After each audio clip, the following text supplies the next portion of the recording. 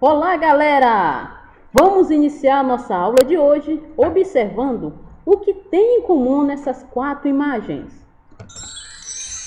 Máquina de Heron, motocicleta, um carro e a locomotiva. Eles são exemplos de máquinas térmicas. Então, o que você poderá aprender nesta aula? O que são máquinas térmicas? Como uma máquina térmica opera? Como é o rendimento de uma máquina térmica? E qual a relação dela com a primeira e a segunda lei da termodinâmica? Consequentemente, mais outros conceitos. Então, vamos começar a nossa aula de hoje.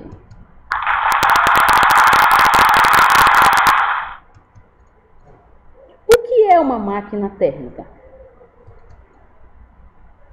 É qualquer aparelho ou dispositivo utilizado para transformar calor em trabalho. Seu funcionamento está relacionado em 3 fatores. O primeiro é receber calor de uma fonte quente a temperatura constante, que estamos exemplificando como T1, que correspondem à energia do combustível. Fator segundo é rejeitar o calor para algo frio a uma temperatura constante, exemplificando T2, que é o exemplo de energia térmica de um gás. E fator 3, realizar ou receber trabalho, que é a expansão de um gás.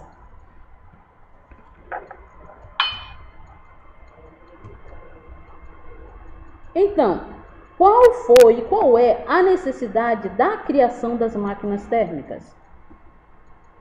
Os estudos nessa área se intensificaram no século XVIII, com o início da Revolução Industrial, para compreender o funcionamento das máquinas a vapor e atingir melhores resultados com ela. No canto inferior direito dessa videoaula, está representada uma máquina térmica que bombeava águas de minas de carvão. Então, como uma máquina térmica funciona? Ela funciona em ciclos. E agora nós vamos apresentar para vocês 6 ciclos. O primeiro, de A a B, é a expansão isobárica, que é a abertura da válvula de admissão. Enquanto o volume do gás aumenta, a pressão fica praticamente constante. De B para C, é a expansão isotérmica, que significa que é uma fonte de calor externa que aquece o gás, enquanto este se expande, a fim de que sua temperatura permaneça constante. Exemplo 3, de C a D, é o resfriamento isocórico, que significa que é o calor retirado do gás. No exemplo de D a E, é a compressão isobárica, que é, enquanto o volume diminui, a pressão fica praticamente constante. No caminho de E a F, existe a compressão isotérmica, que é o gás refrigerado enquanto seu volume diminui para que sua temperatura não aumente. E para finalizar, de F a A, é o aquecimento isocórico. O calor é implantado no gás. Assim, o ciclo recomeça. Então, qual a relação da máquina térmica com a primeira lei da termodinâmica? A primeira lei da termodinâmica corresponde ao princípio da conservação de energia. Como mostra essa animação ao lado, percebemos que, ao ser aquecido, o gás se expande, empurrando o êmbolo para cima.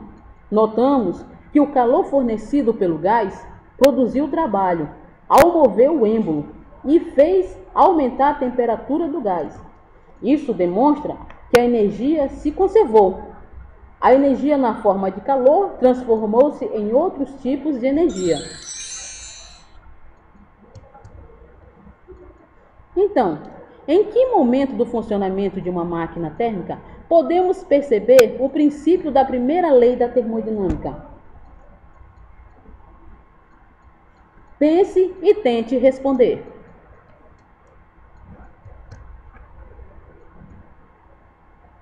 Seguindo a mesma linha de pensamento, qual a relação da máquina térmica com a segunda lei da termodinâmica? Na segunda lei, existe a formulação de Clausius, que diz o seguinte: é impossível existir transferência espontânea de calor de uma fonte fria para outra quente. Ou seja, é impossível construir dispositivo que, operando em ciclo termodinâmico, não produza outros efeitos, além da passagem de calor de um corpo frio para outro quente.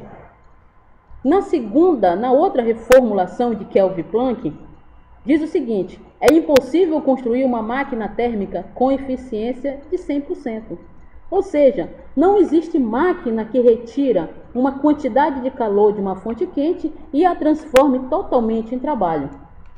Então, as imagens que estão ao centro representam o ciclo termodinâmico, quando ocorre naturalmente da fonte quente para a fonte fria.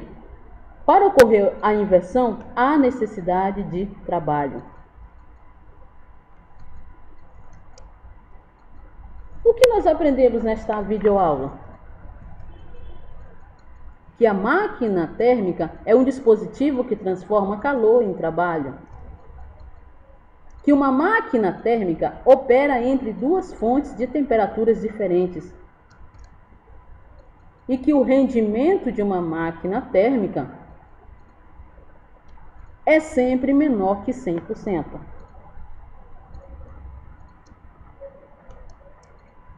Exercitaremos os nossos conhecimentos adquiridos através de alguns exercícios em nossa próxima videoaula. Então, até lá! Bons estudos!